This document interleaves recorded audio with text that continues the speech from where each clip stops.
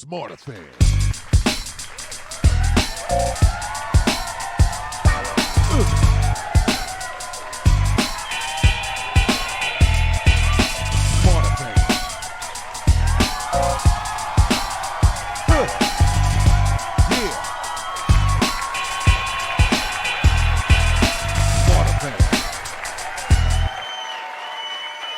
Hey everybody, welcome to another segment of Smarterfan Podcast, where we bring you behind the veil of sports, business, and life. I'm Joe, this is Barry. How you doing, Barry?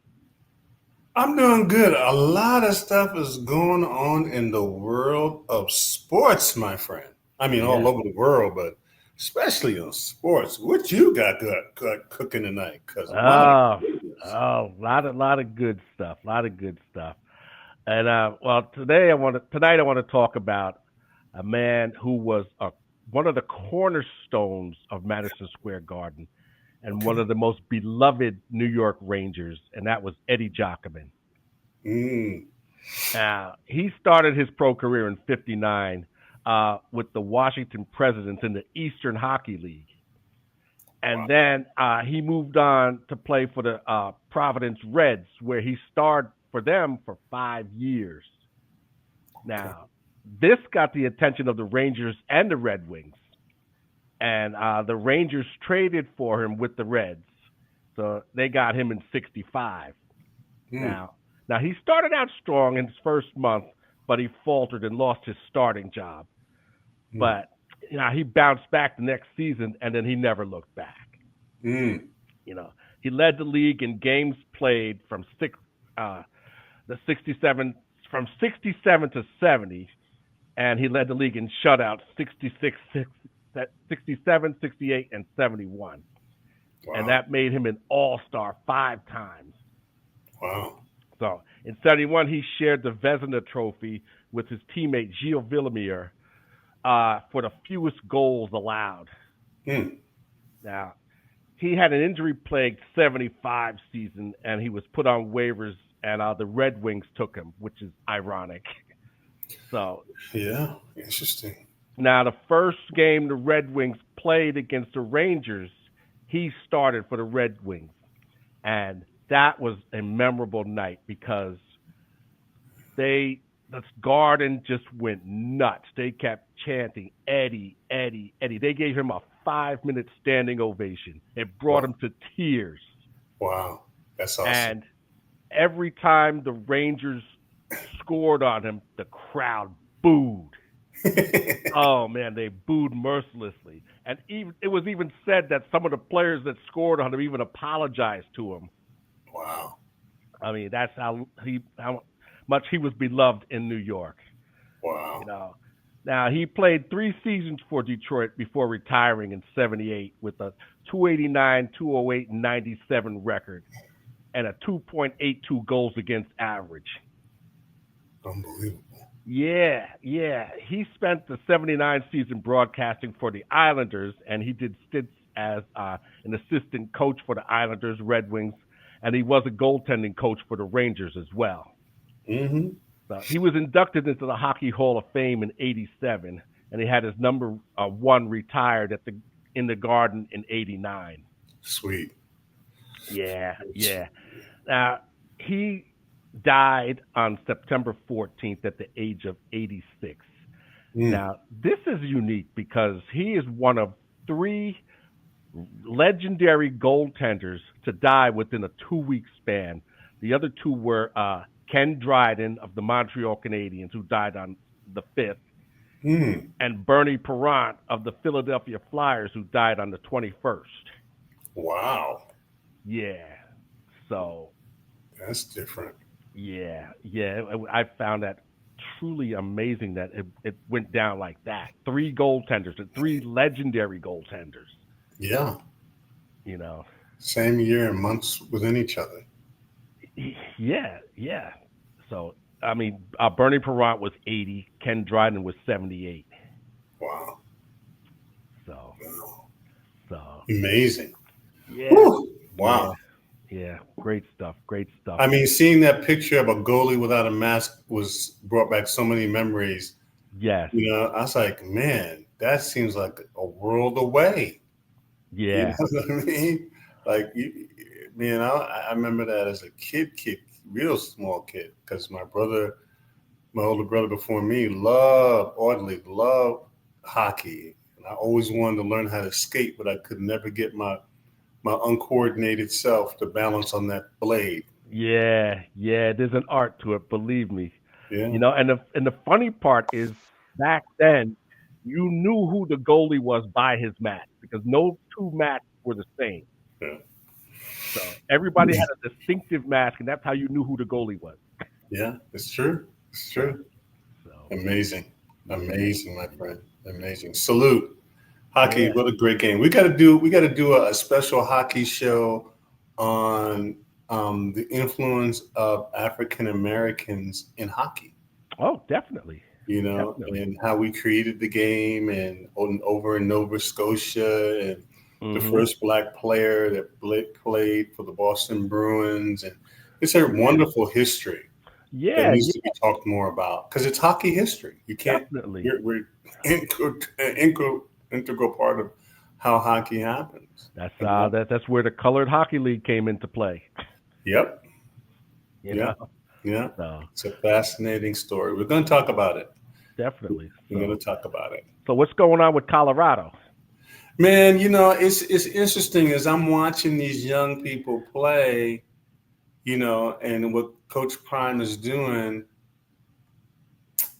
Ocho and Shannon said something on Nightcap, and it just, some things that, I watched the game differently because I used to play the game, and Hmm. these guys are in a place where you can have all the great coaching in the world, but at some point you got to coach yourself. Yes. You gotta want it. You gotta put the time in. You gotta perform. You gotta own it. The coach Yeah. can is not going out there to play for you. Coach Prime did his playing days. The rest of Hmm. them did their playing days. They're in that place. Shador, Travis, I get it. Those guys left, but this is your opportunity. Mm. You got to make it happen now. This kind of laissez-faire is, bruh. You're gonna blink three times, be a senior, and they're gonna be showing you the door. Eligibility is up. Hmm. They just it's just and it's not just them. It's kind of it's just different, Joe, than when we grew up. Yeah. And Yeah. it's just kind of even when I see it in the program, there's a lot of loafing. There's Yeah. not a lot of effort. And then I saw an interesting caption with Michael Jordan talking to Oprah, and she was asking him about the money. And he said, it's very different than when I was in the league, Barkley, Magic. We had to earn it. Yeah. These kids come in and they just get it. And it really, I think, hurts them because they really don't have that hunger and passion that they should have for the game. No, because they got a sneaker deal before they get into the league. Yeah, and I don't think those things are necessarily bad, but the mindset is wrong, Yeah. right? So, it's kind of like you're high. I don't know what it is. It's just like you're highly over distracted about keeping the main thing the main thing. It's like that kid, Jalen Green from Houston. Mm. He's got this baby mama drama. They got Mm. him up out of there, bro. They got him up out of there. You could see in the interview, he was like shocked, like, man, I'm just glad to still be in the league and whatever. It's just like, bruh, it's a business. And it's just, you know, getting these guys to understand, hey, hey, hey, talent is a league. Mm. Talent is everywhere. It's those who can take their talent and get to skill, get to mastery, become the superstars. Yeah. Well, You know? speaking of So, coaching themselves, the Jets were a prime example of that, but we won't get into that. woo, I heard something. It's so funny. It's not funny, but did Aaron Glenn get the axe? No, Oh, okay. not that I know of. Oh, okay. I saw something that was like It's like, daggone, it's 4 games. No, they're calling for his head. I don't even understand that. Y'all ain't win nothing in 40 years since I knew the Jets.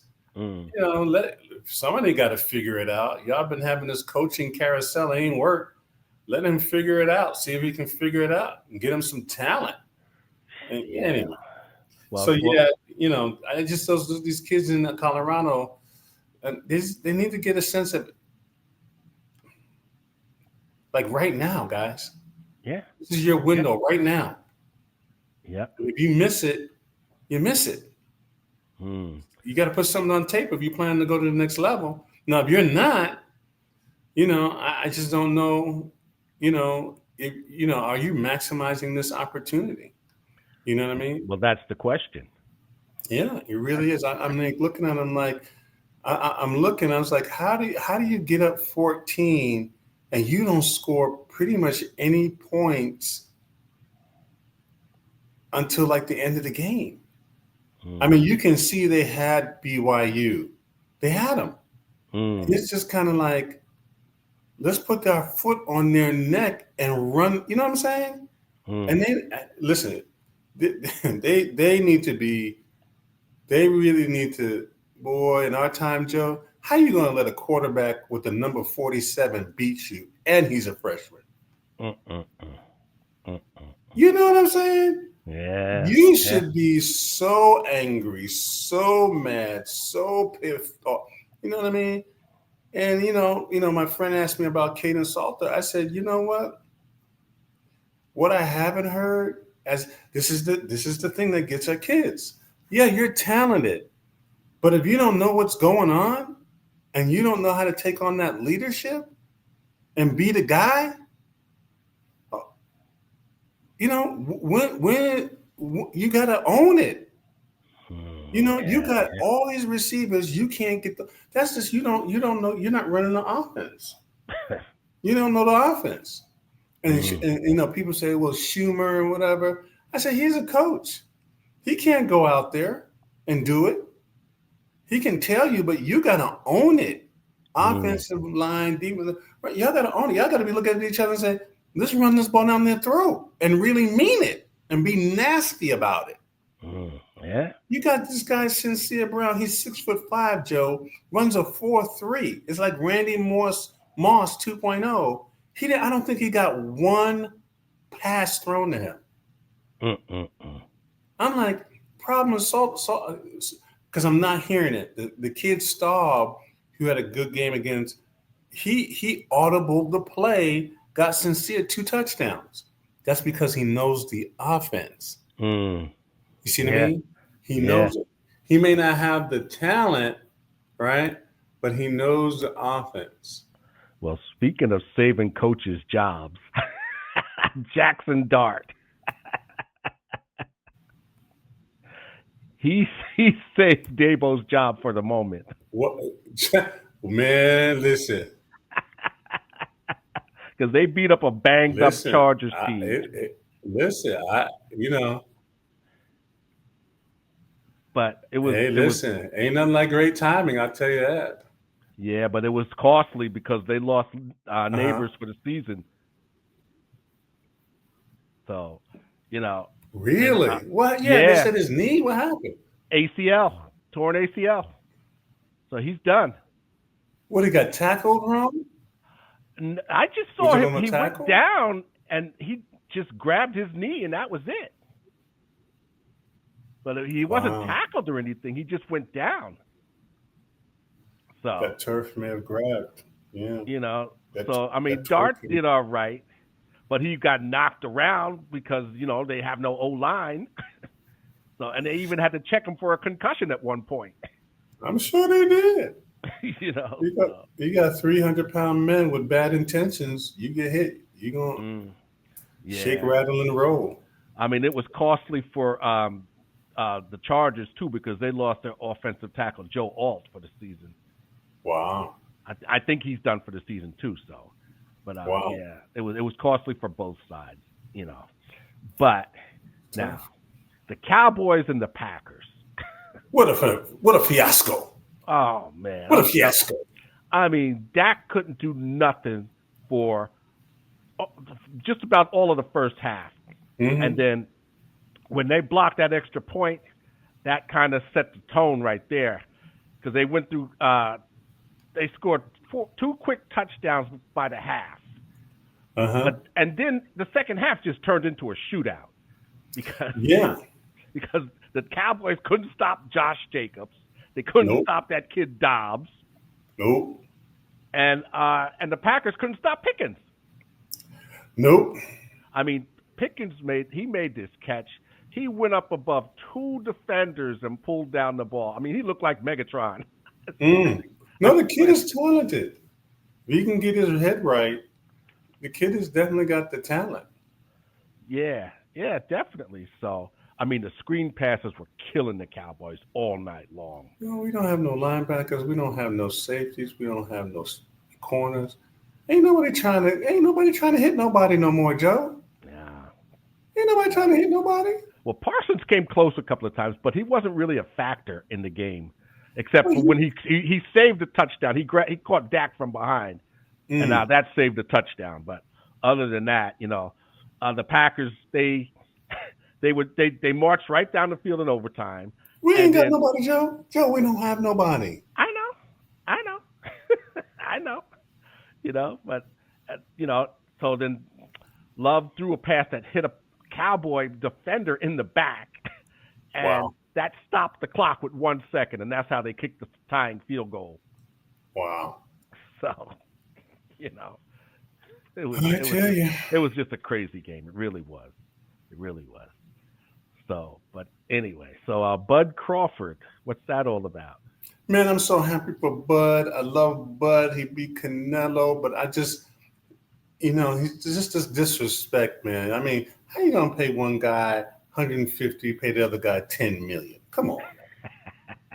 I got all these people talking crazy to me. I said, I ain't got no respect for Turkey. He trying to buy boxing. It's gonna be a hot mess. He put all his money in Canelo. Now he got to figure it out. And even the Crawford and Benitez fight, it's not big enough yet to make a draw. So who got the 10 million? Who got the 10 million? Crawford. Crawford got the 10 million. Yeah. And Canelo got how much? 150. Because Turkey thought he was going to win and then was going to line him up for all these fights and try to make $1 billion off of him. But it ain't work out that way. Yeah, that sounds like a Don King deal to me. Turkey don't know what he's doing. He don't know boxing. He think because he got Arab money, he know boxing. He don't know boxing. And so, there's all this foolishness going on. But the really thing that got me, I'm glad Bud got the parade and everything. And I tell you, man, you really just got to be watching out, boy, because he got into. Think about the day of the parade was his birthday, right? And after the parade, I guess they're going home or whatever. They get a pull over by the police for some traffic infraction. And I mean, you should see the videotape. It's really pretty scary that these guys, they told him, because he's a professional boxer, people are crazy, fans are crazy. So he has a gun, secured in the vehicle. Right. So these guys is like pointing the guns at him and I'm like, is anybody going to say, bruh, these traffic infractions foolishness is ridiculous. I see people swerving, cursing, speeding. They don't get pulled over. Nope. You're driving normal. All of a sudden, traffic infraction. And then it's like deadly. It's like, give me the $500 ticket and let's keep it bumping.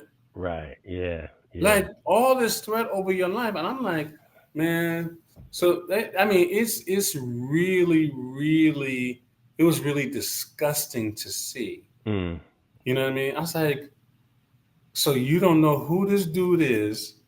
You just don't know nothing. But it's just jealous and envy. The same thing that happened with Michael Irving in the hotel. Right. Thank God for those 4 guys he took pictures with. Right. Yeah. And the camera's like, what? And like Jack said, if he even said what he said, is that illegal? Really? How do you cause a man to lose his job and all this and put him out there? Because if he even said it, Right. Yeah. if that was a fiasco. How's that become a lawsuit? But see, this is the environment, crazy environment that exists. And it's just kind of like, yeah, as Griller Monsoon would call it, a travesty of justice. yeah, I'm like, dang, you just pull up on somebody. I mean, what could it be? It's a traffic infraction, Joe. Mm-hmm. Just give me the ticket. Yeah. No, then it's. I'll see you in court. It goes You deeper got to pull than out that. your gun. Yeah, it goes. If I was seeking to do something illegal, why would I tell you I have a gun? He has his hands outside of the car. Right. The dude's got the gun pointed at him like this, and he's like, "I'm not touching nothing." Right. There will be no excuse that I reached for nothing. Right.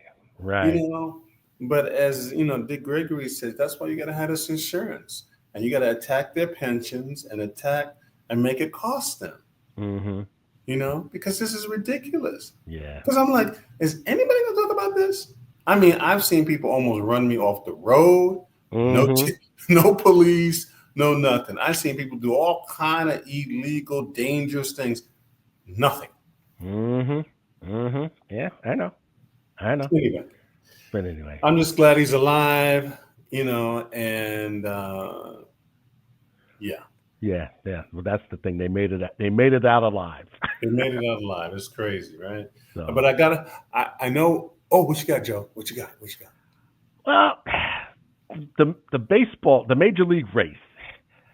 Now, the Yankees, they went down to the last day with the Blue Jays, tied for first place, and the Blue Jays had the tiebreaker, and they won, so they clinched the division.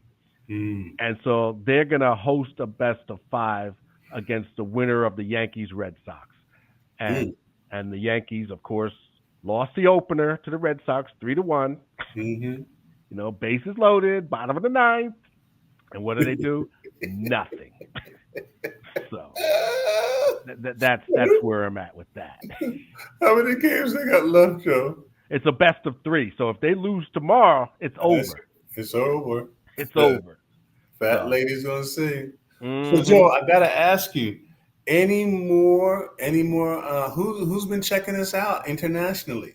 Anybody you got? Oh yeah, Germany and Italy. Thank you. Want to give a shout out to them. Thank you very much. Germany. I think what they say in Germany, sprechen Sie Deutsch? Yeah. So all right, Germany in the house. In. Yes. So now. Thank you. Komonimaska in Japanese. Yeah, I love it. I love the international flavor. Keep it up, guys. We appreciate you, and keep sharing with others. And we got some more exciting things coming down the pike. Definitely. So as we always say, Joe,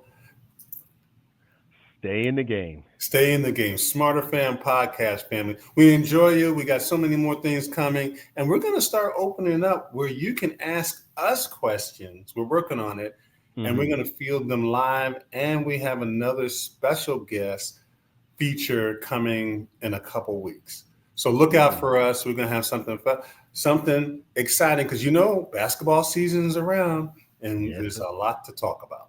Definitely. All right. Good night and have a good one. Be well. Good night, folks.